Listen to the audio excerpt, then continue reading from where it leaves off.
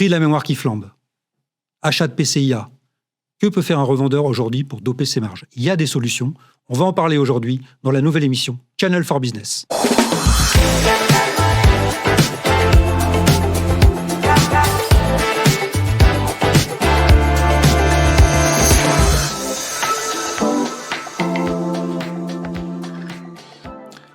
Bonjour à tous, bienvenue pour cette première émission de Channel for Business. Nous allons donc parler de marge et de PC avec deux invités prestigieux. J'ai donc avec moi Philippe Brito, Senior Director de la BUPC de TD SYNNEX Endpoint Solutions. Bonjour Vincent. Bonjour Philippe. Et Denis Pioletti, Directeur du réseau de revendeurs professionnels de HP France. Bonjour Vincent. Salut Philippe. Salut.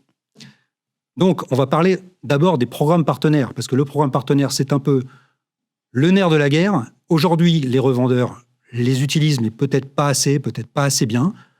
On va commencer avec vous, Denis. Donc, vous avez refondu complètement votre programme partenaire sous la bannière OneHP. Qu'est-ce que ce programme Amplify regroupe aujourd'hui? Donc effectivement, Vincent, on a une très très longue histoire avec notre réseau de distribution et le programme a toujours structuré la relation avec nos partenaires. Ce programme qui s'appelle aujourd'hui Amplify, il a été refondu complètement en mai dernier avec deux objectifs. Un, apporter de la simplification pour nos partenaires et deux, l'aligner plus avec notre stratégie produits et solutions. Sur l'alignement stratégie et solutions, en l'occurrence, on déploie une stratégie depuis 2 ans maintenant qui s'appelle OneHP, qui est une logique où on va améliorer l'expérience utilisateur en apportant une interconnectivité entre nos systèmes. 2 exemples concrets sur ce sujet. D'ici quelques temps, quand vous rentrerez dans une salle de réunion avec votre PC portable HP, le système de vidéo au milieu de la salle, Poly, reconnaîtra automatiquement que vous êtes rentré dans cette salle et démarrera automatiquement la vidéo, ce qui permettra d'éviter de perdre les 5 à 10 minutes qu'on perd toutes et tous quand on lance une vidéo. Et dans une logique d'hybridation du travail, c'est de plus en plus important. Deuxième exemple, on vient tout juste d'annoncer le lancement d'un module copilote sur nos imprimantes. En gros, l'imprimante, elle ne se contente plus de scanner ou d'imprimer, mais le document va être scanné, éventuellement résumé, traduit, analysé et envoyé automatiquement au bon endroit. Donc, on améliore les workflows documentaires et on améliore globalement l'expérience utilisateur. De ce fait, on a changé notre programme, encore une fois, pour le simplifier. On est relativement complexe chez HP, on a 4 BU importants. PC, impression, système de collaboration, service. Et jusqu'en mai, nos programmes étaient distincts selon la business unit. Depuis le 1er mai, on a aligné la mécanique, notamment de rémunération pour nos partenaires, sur l'ensemble des familles de produits. Et on a également simplifié le statut. Historiquement, vous pouviez avoir un statut A sur les PC, un statut B sur les imprimantes, etc.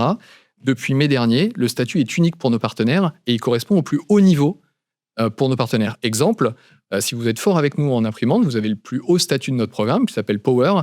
Et bien désormais, vous êtes Power sur l'intégralité des familles de produits, ce qui vous permet d'accéder aux ressources financières et humaines les plus élevées, quelle que soit la famille de produits. Et puis dernier élément, on a ajouté un effet de levier sur ce programme où en gros, si un partenaire fait avec nous des bons résultats sur plusieurs BU, il a un effet de levier, donc des remises complémentaires qui lui sont apportées par le programme. Donc on a fait évoluer notre stratégie produits et solutions, on a fait évoluer notre programme, restait à faire évoluer notre organisation commerciale. C'est chose faite depuis le 1er novembre. J'avais historiquement en France une organisation qui était très spécialisée, avec une équipe PC, une équipe print, une équipe poly, une équipe service.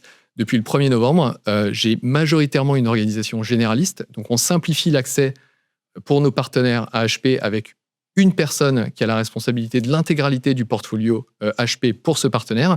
Évidemment, cette personne, elle s'appuie sur des spécialistes, sur certains domaines de spécialisation comme Edge AI, comme nos softwares, mais on a une personne qui représente HP pour ce partenaire dans une logique, encore une fois, de simplification pour notre réseau de revendeurs. Alors, ce réseau de revendeurs, vous l'adressez à travers la distribution aussi, Absolument. Évidemment. On a aujourd'hui avec nous donc Philippe Brito, qui est de chez TD SYNNEX. Qu'est-ce que vous attendez aujourd'hui d'un distributeur comme TD SYNNEX?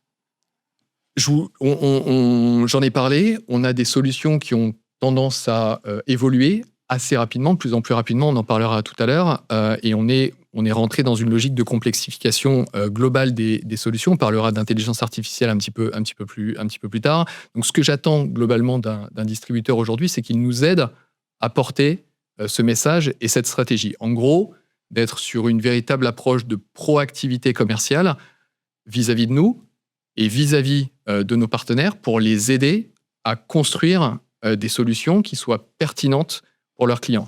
C'est d'ailleurs exactement ce qu'a réalisé TD SYNNEX ces dernières années, en amenant de la spécialisation, énormément de spécialisation au sein de son organisation commerciale pour accompagner mieux les partenaires dans cette logique, encore une fois, de complexification des offres.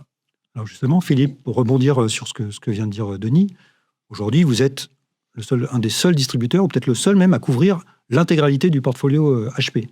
Exactement. Et c'est un gros avantage. Donc, nous, TD SYNNEX, aujourd'hui, on est le leader mondial de l'informatique en termes de distribution. Notre rôle, c'est vraiment d'agréger des solutions, c'est aussi d'être un orchestrateur au niveau du marché.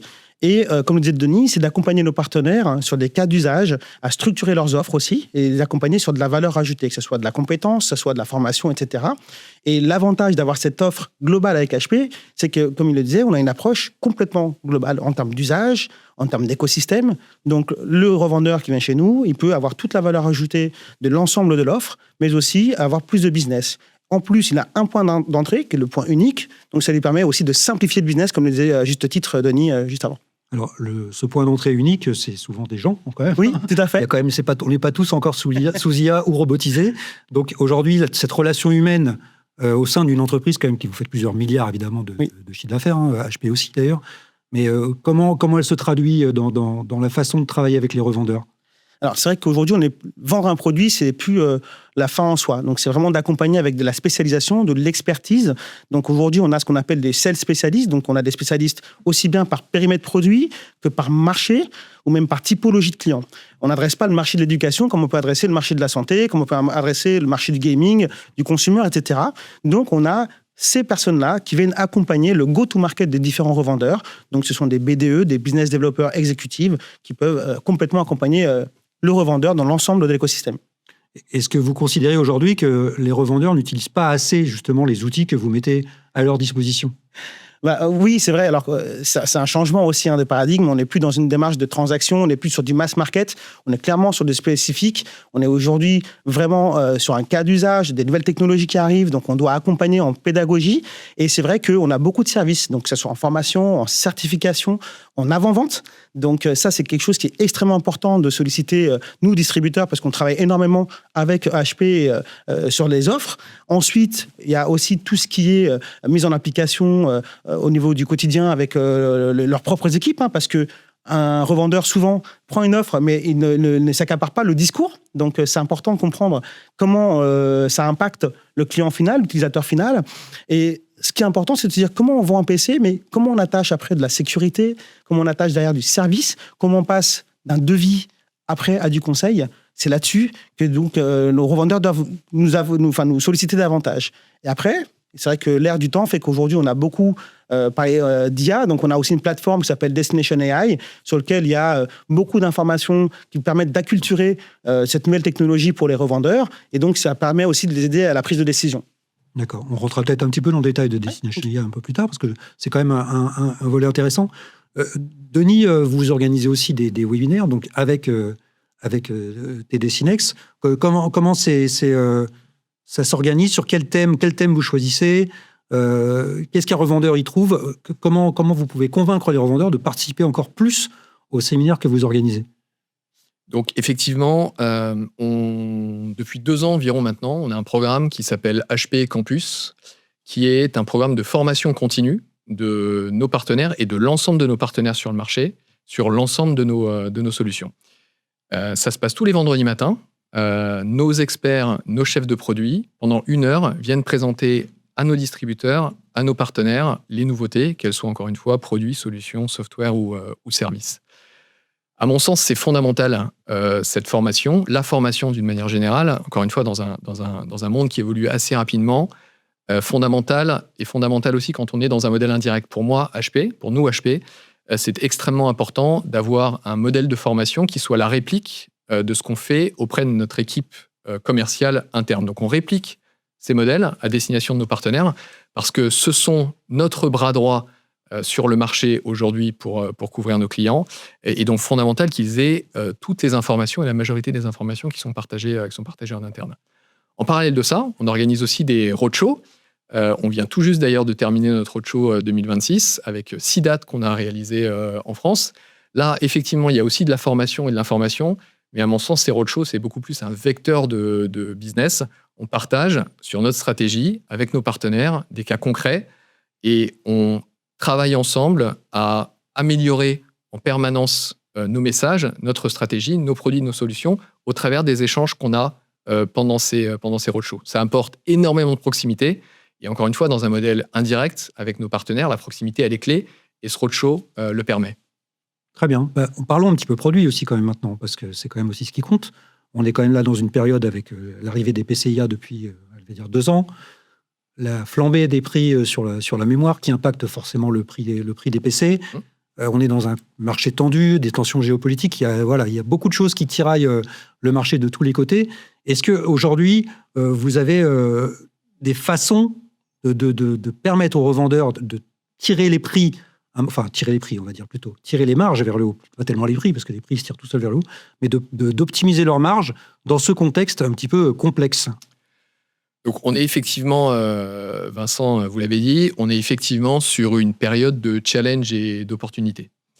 Sur l'aspect challenge, on a une perturbation au niveau mondial qui est liée à un déséquilibre entre l'offre et la demande sur des composants informatiques, principalement mémoire vive et stockage. Vous en avez beaucoup parlé dans vos articles, qui créent des perturbations au niveau supply chain, au niveau mondial, qui fait que des délais de livraison peuvent s'allonger, mais surtout, et c'est un point important, qui fait que les coûts sont extrêmement haussiers, et ce, depuis plusieurs mois. Moi, ça fait une vingtaine d'années que je travaille dans ce milieu. C'est une première en termes de hausse de coûts comparativement à ce qu'on connaissait, encore une fois, il y a quelques mois. Évidemment, HP a une supply chain qui est résiliente, qui fait qu'on arrive à couvrir les besoins de nos clients, mais je dirais que la priorité dans cette période, à mon sens, c'est la communication avec notre réseau de partenaires et de distributeurs, avec pour objectif l'anticipation des besoins de nos clients communs. Et c'est un travail qu'on réalise, notamment avec nos distributeurs, notamment avec Télésinex depuis plusieurs mois maintenant. En gros, on s'est mis dans un mode un peu war room, où on a travaillé de concert ensemble pour assurer un maximum de disponibilité, donc en prenant certains risques, notamment sur des livraisons à long terme avec Télésinex, pour assurer de la disponibilité sur le marché. C'est quelque chose qui a bien fonctionné, puisque aujourd'hui, on est sur un niveau de stock en France qui est peu ou prou équivalent à ce qu'on connaissait avant la période de crise qu'on a connue. Alors justement, là, on est juste à un carrefour, on va dire, des besoins, c'est-à-dire qu'avec les PCIA qui sont arrivés, la fin de Windows 10, évidemment, la fin de la période du cycle, on va dire, des PC qui ont été renouvelés au moment du Covid. Tout ça, ça fait que la demande, elle est forcément potentiellement très grosse, mais est-ce que c'est un argument fort aujourd'hui pour leurs vendeurs, justement, de dire, vous avez besoin d'un PCIA, qu'est-ce que je peux vous proposer aujourd'hui comme solution, comme NPU, qu'est-ce qui est adapté à vos besoins? Donc, on a parlé du challenge. Maintenant, on va parler de l'opportunité. L'opportunité, elle est effectivement sur le renouvellement de la gamme des PC depuis plusieurs mois, notamment équipé de ce qu'on appelle un NPU pour Neural Processor Unit, qui est une nouvelle puce qui est intégrée dans les PC sur laquelle je vais revenir. Le contexte, c'est quoi? C'est l'avènement de l'IA agentique. En gros, on passe du génératif, où on était sur un modèle de questions-réponses, en agentique, où on a des tâches qui sont réalisées de bout en bout. On a également les interactions homme-machine qui évoluent énormément, avec notamment l'arrivée de la voix, et on a des secteurs comme la santé ou l'éducation qui sont particulièrement touchés par cette IA multimodale. Et puis enfin, on a des modèles d'intelligence artificielle qui évoluent également. Historiquement, on avait des modèles qui étaient extrêmement larges, les modèles génératifs que tout le monde connaît. On est en train de passer sur des modèles qui sont plus spécifiques, plus adaptés à un domaine d'activité, un secteur d'activité, ou entraînés directement sur les données d'une entreprise. Ça amène des problématiques côté client. La première d'entre elles, c'est évidemment le coût. Au fur et à mesure de l'intensification de l'usage de l'intelligence artificielle en entreprise, les coûts augmentent. On a également des problèmes de sécurité potentiels, bien évidemment, avec notamment des profils d'utilisateurs qui sont particulièrement sensibles au niveau data. Et puis, enfin, on peut avoir également des problèmes de latence, puisque la data qui fait edge cloud en permanence peut créer des problèmes de productivité pour les salariés. Et les PC ou stations de travail sous NPU répondent à cette problématique. Sur 3 points. Premièrement, déjà, c'est des produits qui sont globalement plus performants et plus autonomes que les produits de génération précédente. Pourquoi ? Parce que ce NPU, là, cette fameuse puce, elle fait du calcul vectoriel qui va être différent du processeur ou de la carte graphique et particulièrement adapté à un certain nombre de tâches. Quelque chose de très basique, mais le détourage de votre visage sur une vidéo, c'est réalisé par le NPU, c'est plus efficace, et donc on gagne et en performance et en autonomie. Grosso modo, 1/3 de performance en plus et de l'autonomie supplémentaire. On voit sur les fonctions poly, par exemple, qui utilisent énormément le NPU. Exactement. On arrive globalement aujourd'hui à plus de 20 heures d'autonomie sur un PC portable. Ça, c'est le premier élément. Deuxième élément, c'est des machines, PC ou stations de travail, qui vont faire tourner des modèles par eux-mêmes, sans cloud, au fur et à mesure de l'évolution des modèles, en allant vers des modèles qui sont de plus en plus spécifiques. Aujourd'hui, les stations de travail, notamment, peuvent faire tourner ces modèles. Et puis, troisième point qui est extrêmement important, peut-être l'élément clé, c'est qu'aujourd'hui, les ISV, et quasiment la moitié des ISV, utilisent l'intelligence artificielle locale pour la performance de leur logiciel. Un logiciel, en gros, il va aller capter de la capacité soit sur le processeur, soit sur la carte graphique, soit sur le NPU, pour améliorer l'expérience logicielle, la performance logicielle et du coup l'expérience utilisateur associée.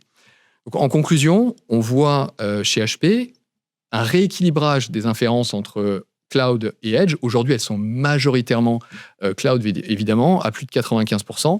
Et on estime qu'il y aura un rééquilibrage dans les années à venir autour du edge. Et c'est ça la véritable importance de ces nouveaux produits et la manière avec laquelle nos partenaires doivent se projeter en termes d'usage chez leurs clients, en termes d'orchestration de l'intelligence artificielle, pour faire très court, entre edge et cloud avec ces nouvelles solutions. Quand on dit edge, évidemment, on parle du post-client. Là, on ne parle pas forcément d'un serveur près du client. C'est vraiment vraiment du post-client ou d'une station de travail.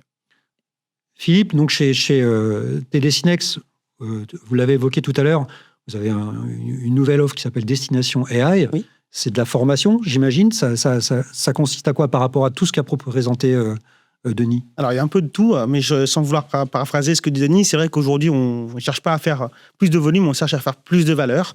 C'est ce qu'attend aujourd'hui notre partenaire. Et c'est vrai qu'on essaie toujours de transformer la technologie en usage et l'usage, comment on peut le performer derrière en termes de productivité. Destination AI, clairement, c'est une plateforme dans laquelle il y a beaucoup d'assets, que ce soit des assets marketing, des aides à la prise de décision, avec des participations, avec des ateliers, des workshops, des astuces, des use cases. Ça, c'est super important pour que chaque revendeur puisse approprier les différents messages à véhiculer auprès de l'utilisateur final. Nous, on va un peu plus loin encore que cette Destination AI plateforme. C'est que même au sein de mon équipe, nous avons des personnes qui vont chez des revendeurs, qui vont faire des ateliers, des workshops, encore une fois des POC, des Proof of Concept, pour qu'on puisse comprendre quels sont les impacts de ces PC IA qui sont plus performants et qu'on doit assimiler. Parce qu'effectivement, aujourd'hui, la transaction toute seule ne nous permet pas d'aller capter le potentiel du business.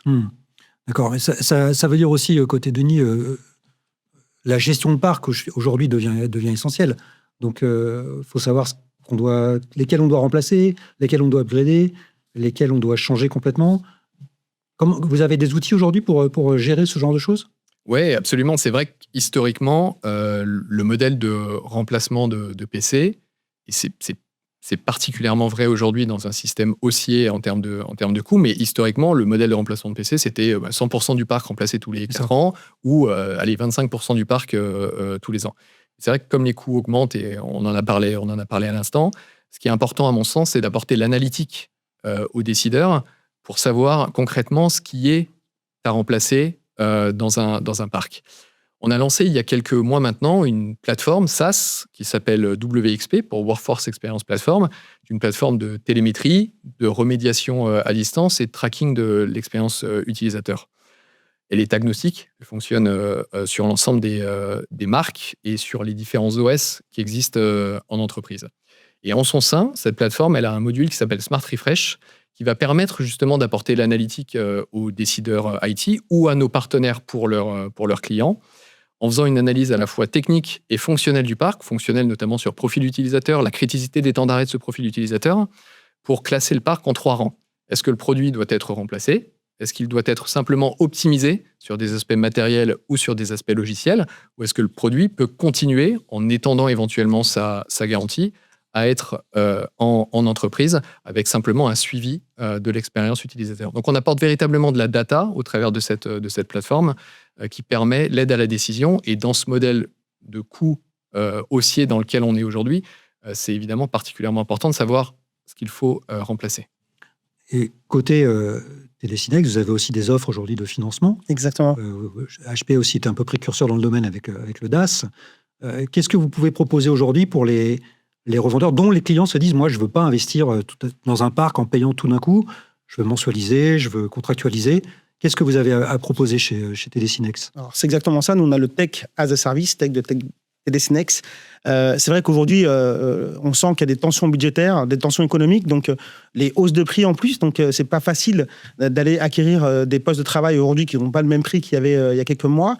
Donc, c'est des offres qui deviennent de plus en plus un levier de business. On sait qu'on n'est plus sur un achat ponctuel avec un investissement qui reste tout de suite immobilisé. Les entreprises ont besoin de fluidifier aussi et de mieux structurer leur budget. Donc, le fait de mensualiser avec des offres de financement, ça leur permet d'une part de maîtriser les coûts, mais aussi d'avoir une offre qui est toujours mise à jour en termes de technologie pour l'utilisateur final. Et pour le revendeur, ça les permet aussi de gagner des projets beaucoup plus facilement. Ok. Et il y a aussi un volet sur le reconditionnement, parce que c'est aussi la deuxième, on va dire, pas le revers de la médaille, mais le deuxième côté de cet aspect de gain de marge. Est-ce qu'aujourd'hui, vous avez des outils qui permettent de savoir comment et qu'est-ce qu'on reconditionne et à quel prix, surtout? Alors, c'est quelque chose que l'on a mis en place depuis déjà quelques années. C'est vrai qu'on n'est pas sur un marché aussi mature que dans les pays nordiques ou par exemple en Angleterre, où c'est quelque chose de très commun. Néanmoins, justement, ces tensions qu'on voit d'un point de vue économique, environnemental aussi, et business, font que ça devient un levier, encore une fois, qui est un levier clé pour nos revendeurs. Donc oui, on parle aujourd'hui d'un cycle complet. On parle d'acquisition, on parle d'usage, on parle de financement, on parle de reprise. On sait qu'un PC aujourd'hui, c'est un point d'entrée pour le Modern Workplace. On sait que le PC aujourd'hui, c'est aussi la base technique pour avoir tout ce qui est l'adoption d'IA. On sait que ça contribue en termes de support à tout ce qui est travail hybride pour M365. On sait derrière que ça apporte beaucoup de performance, de productivité. Et les enjeux font qu'ils changent régulièrement parce que les usages changent. Donc, naturellement, le fait que le PC qu'on achetait il y a 3 ans, 5 ans, 10 ans en arrière n'est plus utilisé de la même manière que ce qu'il l'est aujourd'hui, amène à devoir renouveler plus rapidement. Et du coup, les offres de reprise sont de plus en plus d'actualité. Et les revendeurs sont proactifs sur ce sujet-là? Est-ce qu'ils viennent vous voir en disant on a, nous, des parcs à reprendre? Est-ce que vous pouvez vous en occuper? Beaucoup plus. Beaucoup plus? C'est vrai qu'encore une fois, c'est pas un marché de niche comme ça a pu être il y a 3-4 ans. Néanmoins, on voit qu'il y a une vraie mobilisation, même de certaines PME, parce qu'il y a cette prise en considération aussi des nouvelles donnes sur le marché. Pour autant, il est vrai que c'est pas toujours facile de les aider à aller dessus, parce que c'est un prisme qui est encore différent. Mais en tout cas, tous ceux qui vont dessus savent que c'est une opportunité de business et nous, on est là pour les accompagner. Super. Merci beaucoup, messieurs. Je vais vous demander peut-être un petit mot de conclusion. Qu'est-ce que vous pouvez délivrer comme message aux revendeurs pour essayer de se convaincre que ça va aller mieux, en tout cas? Ou est-ce qu'il y a des pistes à explorer pour développer encore les marges? On va commencer par Denis. Ouais, ça marche. Non, mais je dirais globalement, encore une fois, on l'a dit, il y a beaucoup d'opportunités aujourd'hui. Il y a une évolution technologique qui est fondamentale et nos partenaires sont au cœur de cette transformation chez leurs clients. Donc, je pense que c'est l'opportunité, malgré la situation en termes de coûts qui est évidemment à gérer en parallèle. Il y a énormément, encore une fois, je le disais, d'évolution de nouveaux produits. Chez HP, on a annoncé tout récemment HP Dimension, qui est une révolution dans la manière de faire une vidéoconférence. On a également des nouveaux form factors, comme les Leadboard G1A, qui est un produit qui permet de répondre à certains enjeux, notamment des enjeux de diminution des espaces de bureaux de travail. On peut juste le décrire, c'est un PC dans un clavier. C'est un PC dans un clavier, exactement. J'ai vu, c'est assez impressionnant, effectivement. L'intégralité de l'intelligence du produit, elle est dans le. Il ne faut pas jeter son clavier, là. Il faut. Idéalement, il ne faut pas le jeter, mais même quand il n'y a rien dedans, il ne faut pas le jeter non plus. Et au-delà de ça, c'est un produit qui, par exemple, peut répondre à des secteurs comme le secteur de la pharmacie, où on a un manque de place, où on a besoin de libérer de la place pour pour son métier. Voilà, il y a des cas d'usage très concrets sur ces nouveaux produits. Je l'ai dit, il y a beaucoup de solutions, beaucoup de nouveautés qui arrivent. À mon sens, important, la formation primordiale auprès des équipes. Et HP met énormément de moyens dans la formation de son réseau de partenaires pour assurer, encore une fois, l'équivalence entre nos équipes internes et nos partenaires. C'est clé dans un modèle indirect. Et je dirais, appuyez-vous sur nous, testez les solutions, n'attendez pas. Je pense que dans cette période, la rapidité fera la performance de nos partenaires. Merci beaucoup, Denis. Philippe, sur le même thème, donc l'espoir pour les revendeurs, c'est quoi? Alors, je dirais un peu ce qu'a dit Denis. C'est vrai que c'est se former, être au plus près de l'actualité, des nouveautés. Il faut savoir qu'aujourd'hui, nous, TD-SYNNEX, on œuvre auprès de nos revendeurs à aller au-delà. J'insiste, on est plus que sur la transaction, on est là pour apporter de la valeur ajoutée et sur du long terme, comprendre les usages, transformer la nouvelle technologie en opportunité de business. Ça, c'est super important. Et c'est vrai que il ne faut pas oublier une chose, c'est que même si HP construit des très beaux produits et que nous, on distribue très bien les produits, derrière, on essaye surtout d'aider les entreprises à se transformer, à se sécuriser. On aide les hôpitaux à mieux soigner, on aide les écoles à mieux enseigner. Et c'est ça qui est important. Donc, l'avenir de l'IT, avec toutes les innovations qu'il va y avoir, et même l'avenir du poste de travail au sens plus précis, se construit ensemble, et dès aujourd'hui en tout cas. Merci beaucoup, Philippe. Merci beaucoup, Denis.